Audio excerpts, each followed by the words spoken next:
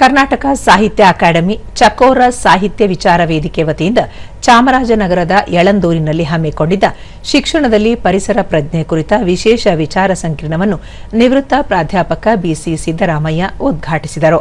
ಈ ವೇಳೆ ಸಾಹಿತ್ಯ ಅಕಾಡೆಮಿಯ ಸದಸ್ಯ ಸಂಚಾಲಕ ಪ್ರಕಾಶ್ ರಾಜ್ ಮೇಹು, ಹಿರಿಯ ಸಾಹಿತಿ ಕೆ ವೆಂಕಟರಾಜು, ಎಸ್ಡಿವಿಎಸ್ ಆಂಗ್ಲ ಶಾಲೆಯ ಅಧ್ಯಕ್ಷ ಮಲ್ಲಿಕಾರ್ಜುನ ಸ್ವಾಮಿ, ಮುಖ್ಯ ಶಿಕ್ಷಕರಾದ ದೀಪಾ, ಅಧ್ಯಾಪಕರಾದ ಬಸವರಾಜ್, ಶಿವಮೂರ್ತಿ, ವೀರಭದ್ರಸ್ವಾಮಿ ಸೇರಿದಂತೆ ಹಲವರು ಉಪಸ್ಥಿತರಿದ್ದರು.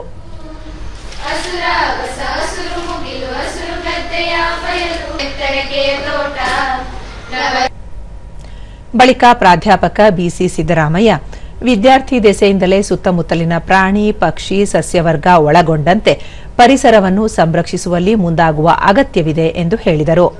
ಪರಿಸರದಲ್ಲಿರೋ ಗಿಡ ಮರಗಳನ್ನು ಪ್ರೀತಿಯಿಂದ ನೋಡುತ್ತದೆ. ಈಗೇನಾಗಿದೆ, ಪರಿಸರ ನಾಶಕ್ಕೆ ನಮ್ಮ ಪೆಸ್ಟಿಸೈಡ್, ಇನ್ಸೆಕ್ಟಿಸೈಡ್ ಅದೇ ಜಾಸ್ತಿ ಆಗಿದೆ.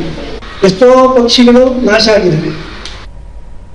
ಕೆ ವೆಂಕಟರಾಜು ಚಕೋರ ಕಾರ್ಯಕ್ರಮದ ಮೂಲಕ ರಾಜ್ಯಾದ್ಯಂತ ಒಂದಿಲ್ಲೊಂದು ವಿನೂತನ ಕಾರ್ಯಕ್ರಮವನ್ನು ಹಮ್ಮಿಕೊಳ್ಳುವ ಮೂಲಕ ಸಾರ್ವಜನಿಕರು ಮತ್ತು ವಿದ್ಯಾರ್ಥಿಗಳಿಗೆ ಕನ್ನಡದ ನೆಲ, ಜಲ, ಭಾಷೆ, ಸಂಸ್ಕೃತಿ, ಸಾಮಾಜಿಕ ಮತ್ತು ಶೈಕ್ಷಣಿಕ ವಿಷಯಗಳ ಕುರಿತು ಅರಿವು ಮೂಡಿಸುತ್ತಿದೆ ಎಂದು ಹೇಳಿದರು.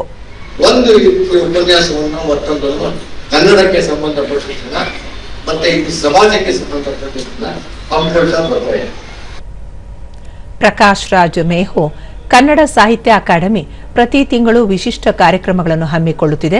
ಶಾಲಾ ಕಾಲೇಜುಗಳಲ್ಲಿ ಕನ್ನಡದ ಕಂಪು ಪಸರಿಸುವ ಕೆಲಸ ಮಾಡಲಾಗುತ್ತಿದೆ ಎಂದು ಹೇಳಿದರು. ಕನ್ನಡದ ಬೇರೆ ಕಥೆ, ಕಾದಂಬರಿ, ಕಾವ್ಯಗಳನ್ನ ಓದಿ ನೀವು ನಿಜವಾಗಿ ಒಂದು ಕನ್ನಡದ ಒಂದು ಪರಂಪರೆ ಏನಿದೆ, ಅದರ ಸಂಸ್ಕೃತಿ ಏನಿದೆ, ಅದನ್ನು ನೀವು ಬೇರೆ ರೀತಿಯಲ್ಲಿ ಹೊರಗಡೆ ಅದನ್ನು ಕಳಿಸ್ಕೋಬೇಕು.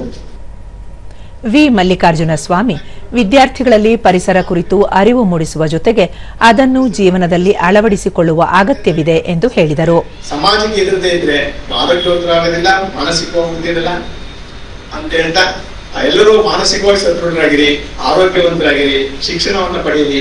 ಶಿಕ್ಷಣದ ಏನೇನು ಸೌಲಭ್ಯಗಳಿದೆ ಅದನ್ನೆಲ್ಲನೂ ತಗೊಂಡು ಉತ್ತಮ ಪ್ರಜೆಗಳಾಗಿ